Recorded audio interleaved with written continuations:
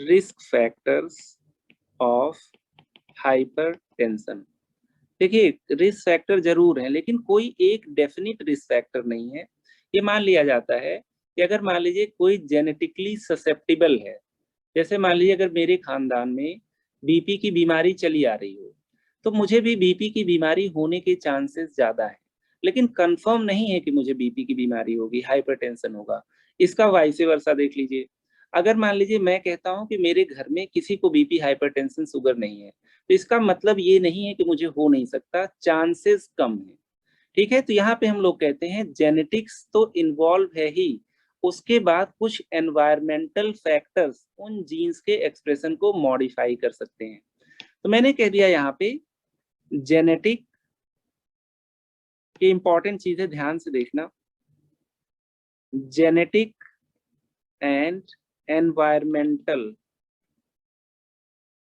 Effect both are responsible for hypertension. Same applies for diabetes also.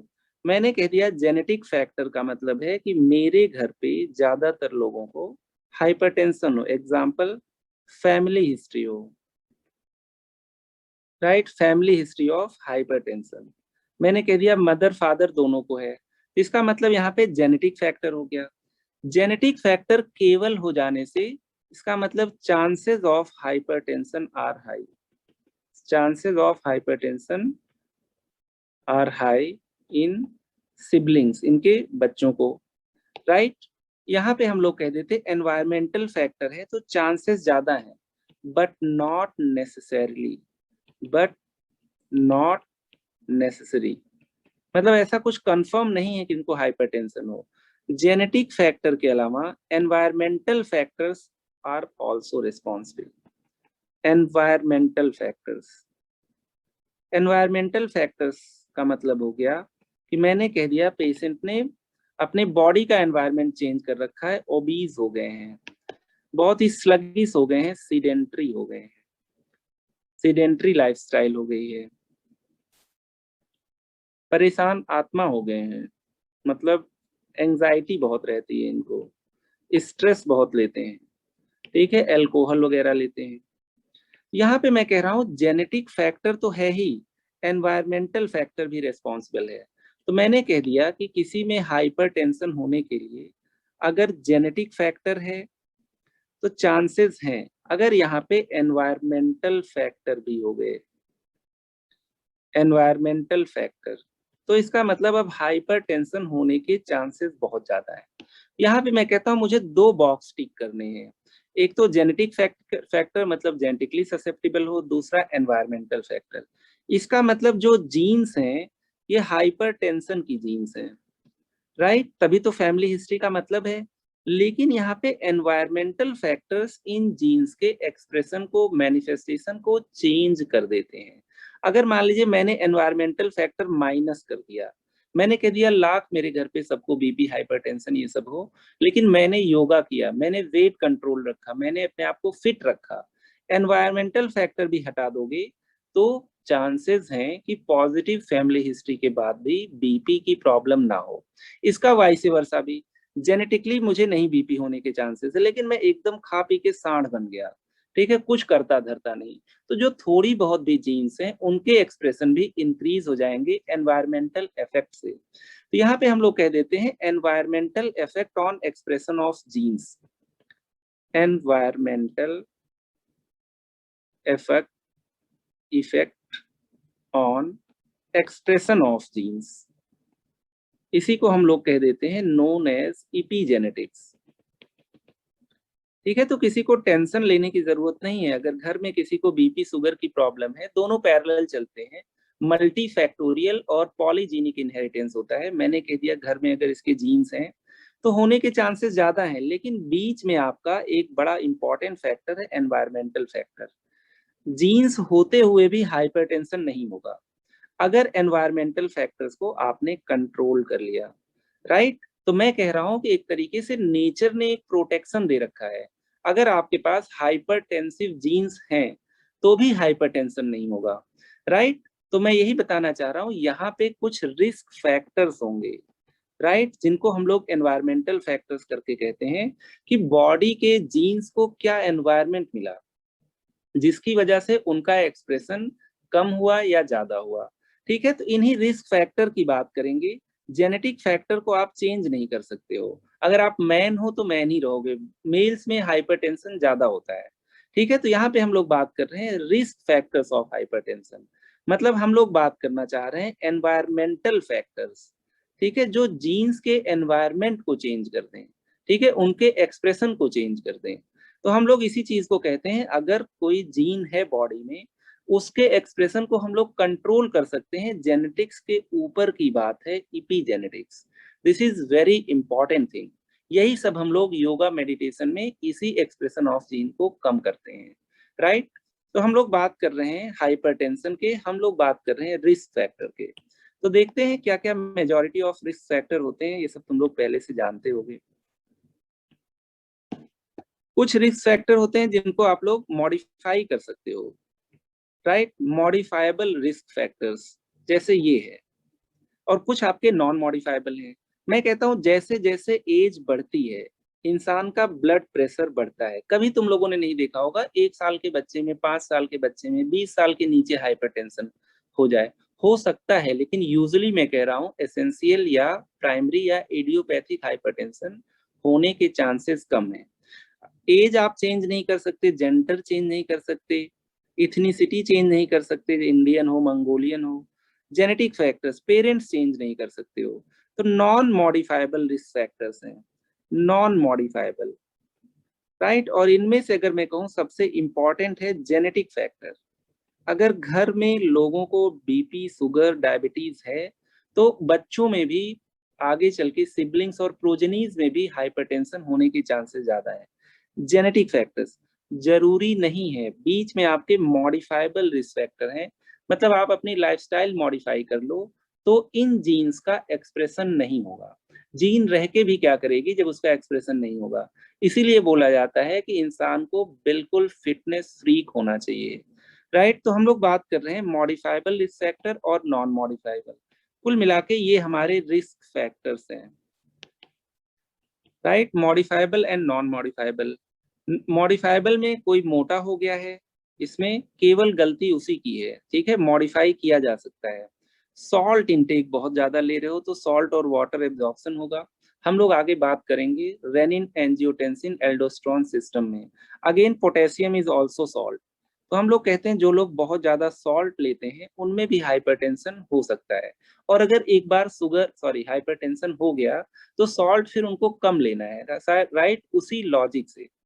फिर हम लोग कह रहे हैं बहुत ज्यादा फैटी चीज खाओगे, बहुत ज्यादा जंक फूड वगैरह खाओगे, alcohol, dietary fibre, smoking, stress, physical activity, socio economic status, इतनी सारी चीजें ऐसी हैं जो आपके रिस्क फैक्टर होते हैं क्या चीज करने के लिए, हाइपर टेंशन कराने के लिए। ठीक है, इनमें से एक चीज मैं कट कर दे रहा हूं, दिस इज नॉट प्रूवन। मैंने डाइटरी फाइबर यहाँ से हटा दिया क्योंकि ज्यादातर केसेस में डाइटरी फाइबर आपका बेनिफिशियल होता है। ठीक है, तो हम लोग बात कर रहे हैं obesity, salt intake. Salt intake मतलब पोटेशियम इंटेक भी उसी में आ गया, लेकिन यहाँ सॉल्ट का मतलब कॉमन सॉल्ट है, उसमें सोडियम ही है। हम लोग कहते हैं सॉल्ट इंटेक में NaCl, common salt. Fatty food मैंने कह दिया, जंक फूड बहुत ज्यादा खा रहे हो, जंक फूड, स्मोकिंग वगैरह, स्ट्रेस, एंजाइटी, फिजिकल एक्टिविटी के बदले लिख लीजिए इनएक्टिविटी। फिजिकल एक्टिविटी कम करिए या इनएक्टिविटी हो, sedentary lifestyle, socio economic status, ये तो बड़ी इंपॉर्टेंट चीज है। डायबिटीज, शुगर, बीपी, डायबिटीज और बीपी सॉरी, ये दोनों अमीरों की प्रॉब्लम है। ठीक है, गांव वगैरह में जैसे जब आप लोग अपने घर जाते होगे, नाना नानी या कभी गांव गए होगे, तो वहाँ गांव वगैरह में बहुत ज्यादा बीपी शुगर की प्रॉब्लम नहीं रहती। इंसान मेहनत करता है, ठीक है, हराम का नहीं खाता है, उसके घर पे खेती बाड़ी होती है। ठीक है, वहां पे बहुत ज्यादा मेहनत का काम होता है, चलता फिरता रहता है इंसान। ठीक है, चेयर टेबल पे बैठ के पेन नहीं चलाता है। ठीक है, बहुत ही मेहनती होते हैं गांव वाले लोग। तो हम लोग कहते हैं अगर सोशियो इकोनॉमिक स्टेटस कम है, लो सोशियो इकोनॉमिक स्टेटस है, तो डिजीज होने के चांसेस भी कम है।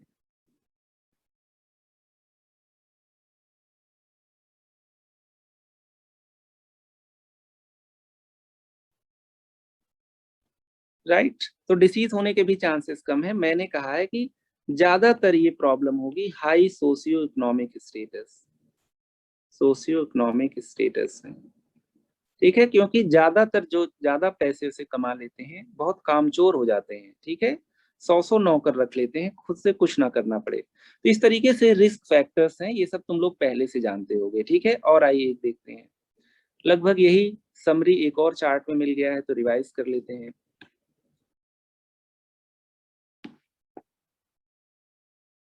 राइट, तो यहाँ पे भी हम लोग कह रहे हैं कुछ आपके मॉडिफाइबल हैं, कुछ आपके नॉन मॉडिफाइबल हैं। मॉडिफाइबल की अगर हम लोग बात करें तो मॉडिफाइबल ही हमारे लाइफस्टाइल मॉडिफिकेशन का पार्ट बनेंगे, आगे चल के हम लोग देखेंगे लाइफस्टाइल मॉडिफिकेशन, जिसमें हम लोग कहते हैं एलिवेटेड बीपी को हम लोग कंट्रोल कर सकते हैं। एलिवेटेड बीपी वाले केस में यहाँ पे भी एक तरीके से वही चीजें समराइज की गई हैं। एज में हम लोग कहते हैं बीपी इन एज के साथ इंक्रीज होता है। तो हाइपरटेंशन भी आपकी चाइल्डहुड डिजीज नहीं है, एडल्ट और लेट एडल्ट और ओल्ड एज की डिजीज है। कुछ लोगों को बीपी की प्रॉब्लम 50 के बाद होती है, ज्यादातर लोगों में 35-40 के बाद पता चल जाता है कि हाइपरटेंसिव है कि नहीं है। किसी को 80 साल पे हाइपरटेंशन नहीं होगा। फिर हम लोग कहते हैं दूसरा है सेक्स, ज्यादातर ये चीजें मेल्स में कॉमन है, ठीक है। मेल्स में एंड्रोजन, जो आपके एंड्रोजेनिक हार्मोन्स होते हैं वो आपके बीपी को बढ़ाते हैं। फीमेल में जो एस्ट्रोजन प्रोजेस्टेरॉन होते हैं ये बीपी को कम करते हैं, ठीक है। जब फीमेल में मेनोपॉज हो जाता है तो बीपी बढ़ने के चांसेस ज्यादा रहते हैं। फिर हम लोग जेनेटिक फैक्टर्स की बात करते हैं, तो हम लोगों ने पहले ही जेनेटिक फैक्टर और एपिजेनेटिक्स की बात कर ली। Ethnicity, again this is also related to genes, right. तो इस तरीके से हम लोगों ने देख लिया कुछ मॉडिफाइबल रिस्क फैक्टर्स हैं, कुछ नॉन मॉडिफाइबल रिस्क फैक्टर्स हैं, right, too simple to understand. अब हम लोग देख लेते हैं next, clinical features of hypertension, clinical features of hypertension. आइए देखते हैं, पहले चार्ट देख लेते हैं, कॉमन सेंस से इसको भी जान सकते हो। हाइपरटेंशन है तो क्या प्रॉब्लम हो सकती है, कैसा पेशेंट महसूस कर रहा होगा। पहली चीज जिस जो यहाँ पे सबसे इंपॉर्टेंट हो जाती है, हाइपरटेंसिव लोगों में हेडेक होता है, ठीक है, खासकर फ्रंटल रीजन में हेडेक, आगे की तरफ सिर भारी हो जाता है, फ्रंटल हेडेक। मॉर्निंग में सो के उठ के ही उनको उनकी शुरुआत हेडेक से होती है। फ्रंटल हेडेक हम लोग कह देते हैं, सीवियर हेडेक हो सकता है बीपी इंक्रीज हो जाने से। Visual problems, blurring of vision मिल सकता है due to different reasons, blurring of vision. Breathing difficulty हो सकता है, फटीग हो सकता है, चेस्ट पेन हो सकता है, pounding of in your chest neck and years हम लोग कह देते हैं पैल्पिटेशन हो सकता है। अपनी ही हार्ट बीट या हार्ट बीट के इतनी तेज चलने से आपको महसूस हो कि आपके पैर हिल रहे हैं, हाथ हिल रहे हैं, सिर हिल रहे हैं, या इनफैक्ट हार्ट बीट की आवाज सुनाई दे रही हो। Blood in urine, irregular heart beat, कुल मिला के हार्ट को ही ब्लड पंप करना है, अगर मान लो प्रेशर बहुत ज्यादा है तो डायरेक्टली हार्ट पे इफेक्ट आएगा। ब्रेन वगैरह का भी प्रेशर ज्यादा होगा तो पेशेंट को हेडेक जैसा कुछ फील होगा। आई में, ऑप्टिक डिस्क में एडिमा हो जाता है, हम लोग कह देते हैं पेप्लो एडिमा, पेशेंट को ब्लरिंग ऑफ विजन होगा। बहुत ज्यादा प्रेशर होगा तो ब्लड भी फिल्टर हो जाएगा, यूरिन में निकल जाएगा, हेमेचूरिया, हम लोग कह देते हैं ब्लड इन यूरिन। तो मोटे मोटे जो क्लिनिकल फीचर्स हैं हम लोग स्टार्ट करना चाहेंगे हेडेक से। पहली चीज है हेडेक, ज्यादातर लोगों को हेडेक होता है and this is early morning headache, early morning headache, right. Frontal और ऑसिपिटल रीजन में ज्यादा होता है हेडेक, ठीक है। हेडेक के डिटेल में नहीं जा रहे हैं, क्लिनिकल में डिटेल में हेडेक पढ़ते हैं हम लोग। दूसरी चीज है, मैं यहाँ पे कह रहा हूँ पेशेंट को हेडेक के साथ कभी कभी धुंधला दिखाई देने लगता है, blurring of vision, right. Visual disturbances, visual disturbances, अगर किसी का बहुत ज्यादा बीपी हो गया है, राइट, मैंने कह दिया अगर बीपी बहुत इंक्रीज हो गया तो आगे चल के रेटिना में चेंजेस आते हैं, कभी हेमरेज हो जाते हैं, कभी एडिमा हो जाते हैं, राइट। हम लोग कहते हैं यहाँ पे एडिमा मिल सकता है या हेमरेज हो सकता है। हेमरेज कहाँ पे, रेटिना पे, आप लोगों को पता है इमेज रेटिना पे बनती है, राइट, जिसकी वजह से विजन डिस्टर्ब हो जाता है। अभी पढ़ेंगे विजन डिस्टर्ब हो जाती है, विजन डिस्टर्ब। ठीक है, तो हम लोग कह देते हैं ब्लरिंग ऑफ विजन, आगे चल के देखेंगे पैपिलो एडिमा बोलते हैं और रेटिनल हेमरेजेस बोलते हैं। और एक वर्ड होता है मैलिग्नेंट हाइपरटेंशन, उसमें तो खासकर यही सिम्टम्स मिलते हैं। एक आपका हेडेक हो गया, दूसरा आपका ब्लरिंग ऑफ विजन हो गया, तीसरा पेशेंट को चेस्ट पेन और पैल्पिटेशन हो सकता है, chest pain and palpitation, right, क्योंकि हार्ट को ही सारा का सारा ब्लड पंप करना है, जो प्रेशर जनरेट हो रखा है वो इनडायरेक्टली हार्ट का ही है। इसका मतलब हार्ट पे भी ज्यादा लोड है, हार्ट की ऑक्सीजन डिमांड ज्यादा है, हार्ट को ज्यादा मेहनत से ब्लड पंप करना पड़ रहा है, राइट। तो चेस्ट पेन हो सकता है due to ischaemia like things. And दूसरी चीज है, ज्यादा फोर्स से ब्लड पंप करेगा तभी ज्यादा प्रेशर जनरेट होगा। हम लोग कहते हैं forceful heart contractions, forceful heart contractions due to forceful heart contractions. अगर पैल्पिटेशन की बात करें तो पैल्पिटेशन का मतलब है, पैल्पिटेशन पैल्पिटेशन का मतलब है unpleasant sensation of feeling of own heart beat. अपनी ही हार्ट बीट 24 घंटे सुनते रहोगे तो बहुत इरिटेट हो जाओगे, ठीक है, दूसरों की हार्ट बीट सुनने में शायद इरिटेट ना हो। तो हम लोग बात कर रहे हैं chest pain and palpitation due to forceful contraction of heart. Heart ज्यादा मेहनत कर रहा है, ठीक है, तो इसका मतलब है उसको ऑक्सीजन वगैरह की जरूरत भी पड़ेगी। कभी कभी इस्चीमिया होगा तो पेशेंट को chest discomfort, in fact chest pain वगैरह भी महसूस होगा, राइट। इसके अलावा अगर बहुत ज्यादा प्रेशर से ब्लड पंप हो रहा है तो कभी कभी आरबीसी तक फिल्टर हो जाती हैं। हम लोग कह देते हैं पेशेंट में हिमेचूरिया भी मिल सकता है, हिमेचूरिया। हम लोग कह देते हैं आरबीसीज या blood in urine, red urine. हम लोग कह देते हैं due to increased filtration pressure, increase filtration pressure. अगर मान लीजिए मैंने कह दिया हार्ट ने ब्लड ही नहीं दिया, बिना किसी प्रेशर के किडनी को ब्लड दे दिया, तो इसका मतलब क्या है? इसका मतलब है कुछ भी पंप नहीं हो रहा होगा वहां पे, है ना।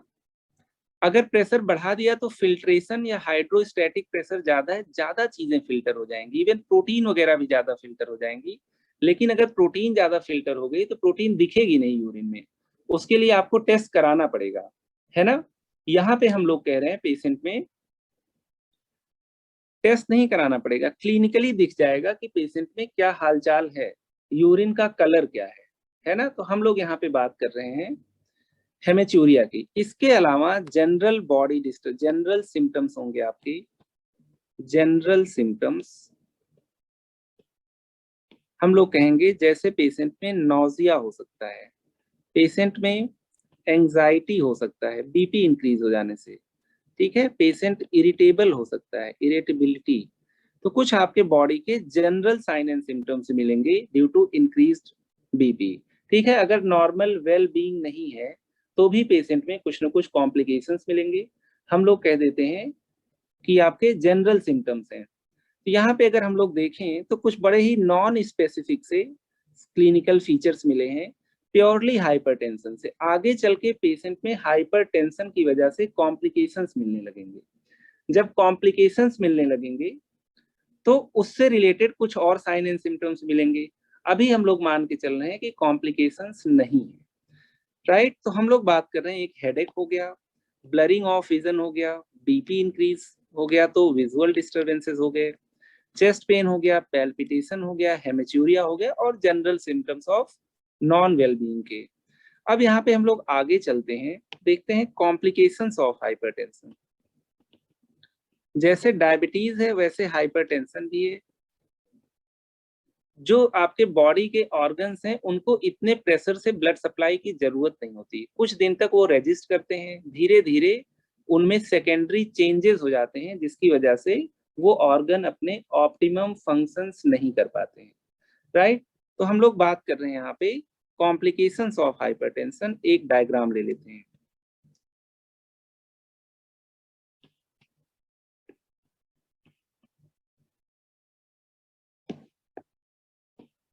हाइपरटेंशन हो जाने की वजह से पेशेंट में कुछ कॉम्प्लिकेशंस मिल सकते हैं। जैसे पहला मैंने कह दिया, स्ट्रोक हो गया। स्ट्रोक का मतलब है ब्रेन की आर्टरी रप्चर हो गई, ब्रेन आर्टरी रप्चर। हम लोग कह देते हैं पेशेंट को ब्रेन हेमरेज हो गया, राइट, ब्रेन हेमरेज। इसके अलावा हम लोगों ने कह दिया ब्लाइंडनेस हो गया, हम लोग कह देते हैं हाइपरटेंसिव रेटिनोपैथी। आगे चल के देखेंगे रेटिना को भी अफेक्ट कर गया। ब्लड वेसल्स भी इतने प्रेशर को यूज टू नहीं रहती हैं, वियर एंड टियर होता है, प्लस भाई साहब बहुत कोलेस्ट्रॉल वगैरह खाते रहते हैं, तो ब्लड वेसल में कोलेस्ट्रॉल डिपॉजिट हो जाता है, हम लोग कह देते हैं एथेरोस्क्लेरोसिस। हार्ट अटैक वगैरह हो सकता है, एथेरोस्क्लेरोसिस वगैरह हो गया तो हार्ट को भी ब्लड नहीं जाएगा। और दूसरी चीज है, हार्ट को ब्लड की जरूरत ज्यादा है क्योंकि हार्ट ज्यादा मेहनत कर रहा है। किडनी फेलियर हो सकता है, हम लोग कह देते हैं हाइपरटेंसिव नेफ्रोपैथी, राइट। हम लोगों ने देखा भी था कि पेशेंट में हेमेचूरिया वगैरह स्टार्टिंग से ही मिल सकता है, और यूरिन एग्जामिनेशन कराएंगे तो प्रोटीनूरिया वगैरह भी मिल सकता है। ठीक है, तो आगे चल के कॉम्प्लिकेशंस जो हैं इनको हम लोग अलग से डील करेंगे, राइट। तो जैसे डायबिटीज है बाकी ऑर्गन्स को भी अफेक्ट कर सकता है, उसी तरीके से हाइपरटेंशन भी बॉडी के किसी भी ऑर्गन को अफेक्ट कर सकता है। ठीक है, एक वर्ड यहाँ पे लिख लेते हैं, malignant hypertension. Malignant hypertension, malignant hypertension. Malignant hypertension ज्यादातर विजुअल डिस्टरबेंसेस से और रीनल डिस्टरबेंसेस से रिलेटेड है हाइपरटेंसिव पेशेंट में। हम लोग कहते हैं it is triad of BP of greater than 200 by 140 mmHg, right, with retinal hemorrhages, retinal hemorrhages and renal dysfunction।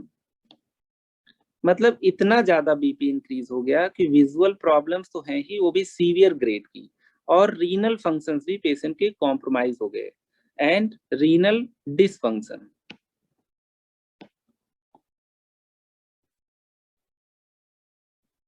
Right. तो इसको हम लोग कहते हैं मैलिग्नेंट हाइपरटेंशन। ठीक है, ये उससे भी ज्यादा सीवियर है। जब हम लोग हाइपरटेंसिव इमरजेंसी की बात करते थे वहां पे हम लोग 180 बाई 120 की बात करते थे। मैलिग्नेंट हाइपरटेंशन में श्योर शॉट हमारे पास एंड ऑर्गन डैमेज है in form of retinal haemorrhage, और दूसरी चीज है in form of renal dysfunction. ठीक है, तो ये सब चीजें हम लोग डिस्कस करते रहेंगे। अभी हम लोग देख लेते हैं रोल ऑफ रास in maintenance of blood pressure, maintenance of blood pressure and hypertension। हम लोग ये मानते हैं कि जिनको हाइपरटेंशन होता है उसमें रास अप रेगुलेटेड होता है, right. It is supposed that renin angiotensin aldosterone system is upregulated in hypertension patients, right. रास को आप लोग समझते हो, renin angiotensin aldosterone system, renin angiotensin aldosterone system, renin angiotensin aldosterone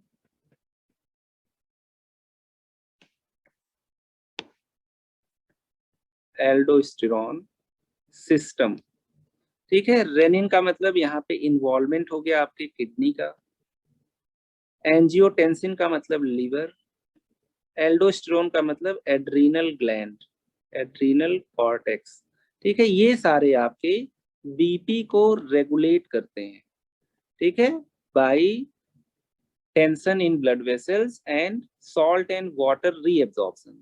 यहाँ पे एक डायग्राम देख लेते हैं क्योंकि पूरा का पूरा ट्रीटमेंट इसी डायग्राम पे बेस्ड होगा।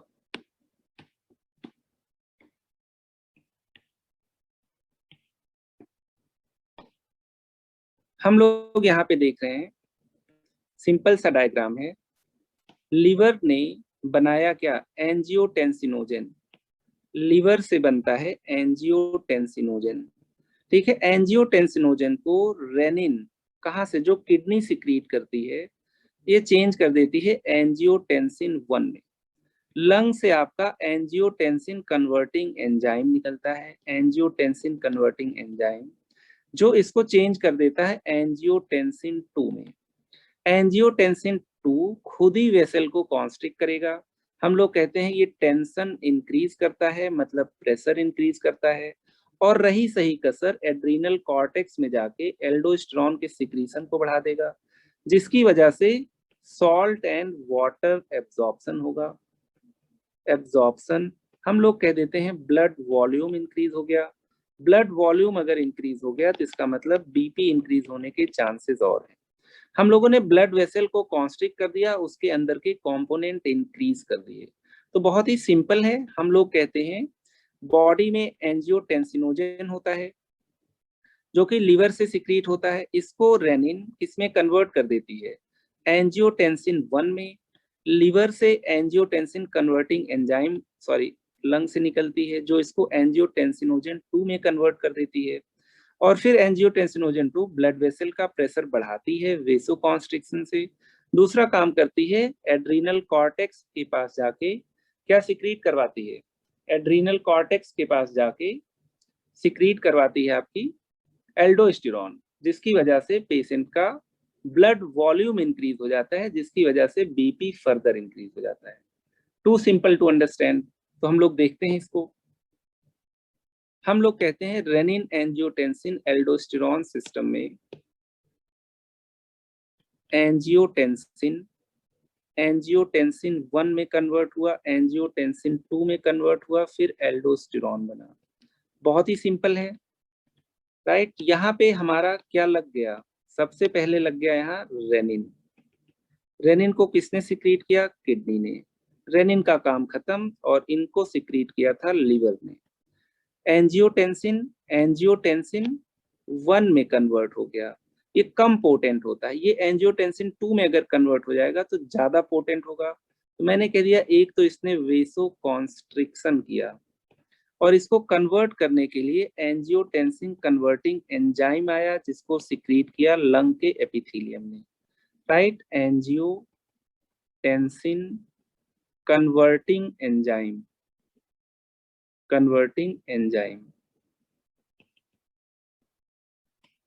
फिर उसके बाद एंजियोटेंसिन 2 अपने रिसेप्टर पे काम करके, एंजियोटेंसिन 2 रिसेप्टर पे काम करके क्या कराया, एल्डोस्टेरोन को सिक्रीट कराया, और एल्डोस्टेरोन ने क्या किया, सॉल्ट एंड वाटर एब्जॉर्प्शन। इसका मतलब अगर हम लोगों को किसी का बीपी ट्रीट करना है तो यहाँ पे हम लोगों को कुछ ड्रग्स मिल सकती हैं जो डिफरेंट जगहों पे एक्ट करेंगी। फिर से देख लेते हैं, हम लोगों ने कह दिया एंजियोटेंसिन 1 चेंज हो जाएगा एंजियोटेंसिन 2 में। यहाँ पे जो आपकी एंजाइम एक्ट करेगी that is angiotensin converting enzyme. Angiotensin 2 अपने रिसेप्टर पे काम करेगा, ये इसका रिसेप्टर है, और ये रिसेप्टर एड्रीनल ग्लैंड से एल्डोस्टेरोन सिक्रीट कराएगा, राइट। एल्डोस्टेरोन आपका क्या करेगा, सॉल्ट और वाटर का एब्जॉर्प्शन कराएगा, राइट, जिसकी वजह से ब्लड वॉल्यूम बढ़ जाएगा, जिसकी वजह से बीपी बढ़ जाएगा। तो यहाँ पे हम लोग फिजियोलॉजी नहीं पढ़ रहे हैं, ये कहना चाह रहे हैं कि अगर यहाँ पे इनहिबिट कर दो, इसको इनहिबिट कर दो एंजियोटेंसिन कन्वर्टिंग एंजाइम को, तो हमारे पास पहली ड्रग हो गई एस इनहिबिटर्स, जो कि बीपी को कंट्रोल करेंगे, हम लोग कह देते हैं एसी इनहिबिटर्स।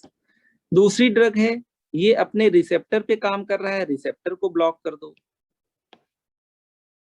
राइट। हम लोगों ने इसको ब्लॉक कर दिया, तो हम लोगों ने कह दिया एंजियोटेंसिन रिसेप्टर ब्लॉकर्स। यही दोनों मेन ड्रग्स होती हैं, एंजियोटेंसिन, इसको रिवाइज कर लीजिएगा, रिसेप्टर ब्लॉकर्स, राइट। और तीसरी चीज है, हम लोग क्या करेंगे, एल्डोस्टेरोन को इनहिबिट कर देंगे, एंटागोनाइज कर देंगे, हम लोग कह देते हैं एल्डोस्टेरोन एंटागोनिस्ट, राइट। क्या क्या ड्रग्स के नाम है ये सब हम लोग पढ़ते रहेंगे। तो इस तरीके से हमारे पास रेनिन एंजियोटेंसिन एल्डोस्टेरोन सिस्टम होता है, पहले से तुम लोग जानते हो, जो बॉडी में बीपी और ब्लड वॉल्यूम को रेगुलेट करता है। अगर हम लोग इस सिस्टम को सप्रेस कर दें तो इंसान का बीपी ब्लड वॉल्यूम कम हो जाएगा, हम लोग कहते हैं बीपी आपका कंट्रोल्ड रहेगा। तो यहाँ पे हम लोग देखेंगे कल डिटेल में S inhibitors, angiotensin receptor blockers और एल्डोस्टेरॉन क्या एंटा